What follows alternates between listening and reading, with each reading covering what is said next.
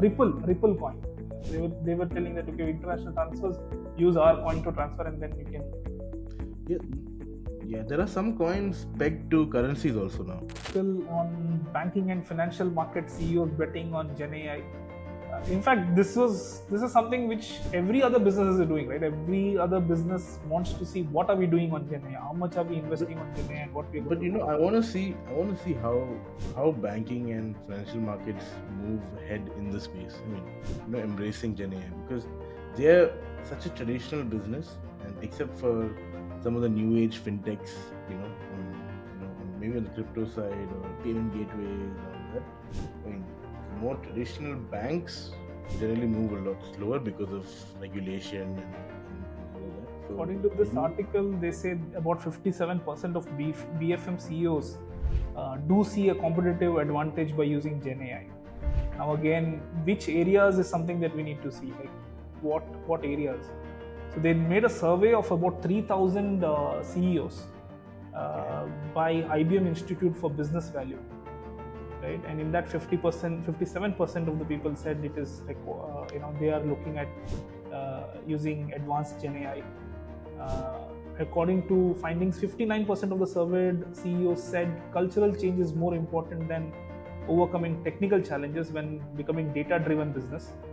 With 65% of them also believe that AI will depend more on people's adoption than the technology itself. 60% of them say that pushing for AI adoption more quickly than some employees might find comfortable. So this is a regular thing with any new technology, right? I mean, even when we were writing things on paper and pen, and then things slowly put to digital, and from digital to cloud. I mean, from devices solely sitting there to cloud. From every time there has been some sort of restriction where the leadership thinks yes, by digitizing we will move forward, but there is some resistance internally where they have to promote it internally and make them believe that why we are moving this on these new technologies. In my opinion, with a lot of these disruptive technologies, adoption is maybe as important as innovation, right? Why? Because I can give you an example of the whole metaverse phase, right?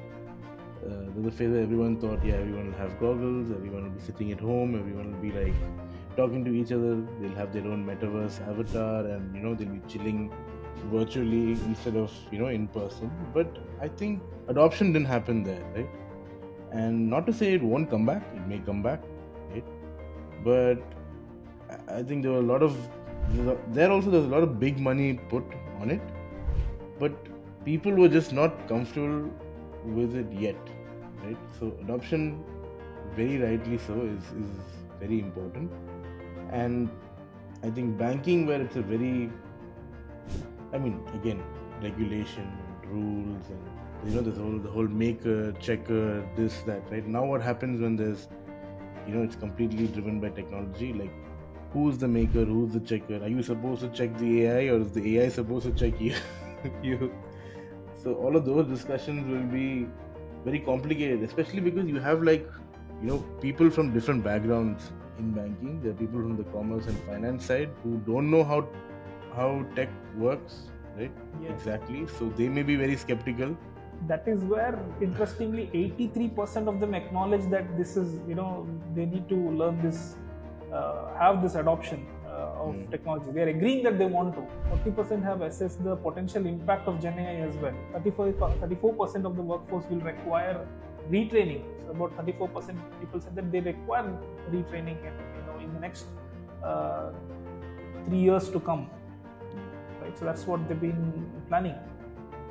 It's more of a cultural shift, is the whole article says. Yeah. About like it's all about a cultural shift about an organization. Yeah. And weirdly enough, these changes, these disruptive technologies come more often nowadays. So this kind of a cultural shift will keep on happening. So I think I we have think to see. Mohan, if we are not wrong, like 2016, 2017 times, everyone was talking about blockchain, crypto, Bitcoin, and why banks are not going into crypto. And there was like a lot of talk about that as well, right? I mean, why they're keeping the ledger here, why it can't be decentralized.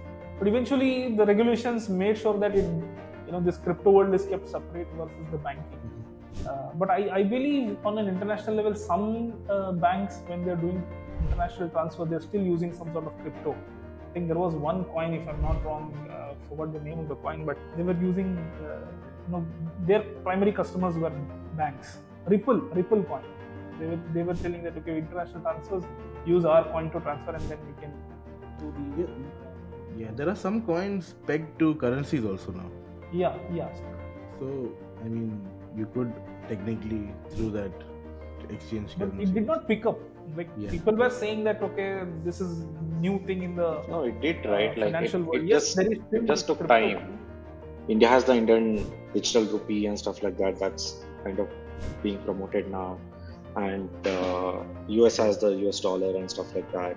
And if you actually start seeing, I think uh, there are like ETF products created now that's pegged against I think, I don't know, Bitcoin or something like that, right? So, but going back to it, it's like a shiny new technology, right? Everyone wants to like see, can I like putting a whatever that, round ball into like a square hole, right? Like, you know, just because it's a shiny new technology, you want to put it everywhere. No, that's not going to happen, right? End of the day, there'll be the use cases will kind of consolidate down, and then wherever it actually makes sense is where, the technology will get adopted. Wherever it did make sense, it could be a financial sense, it could be a process, it could be regulation, whatever that it could be, right? Because of which it doesn't make sense for a technology to be used in a specific problem statement, then it just kind of dies down, and then whatever works is going to replace that.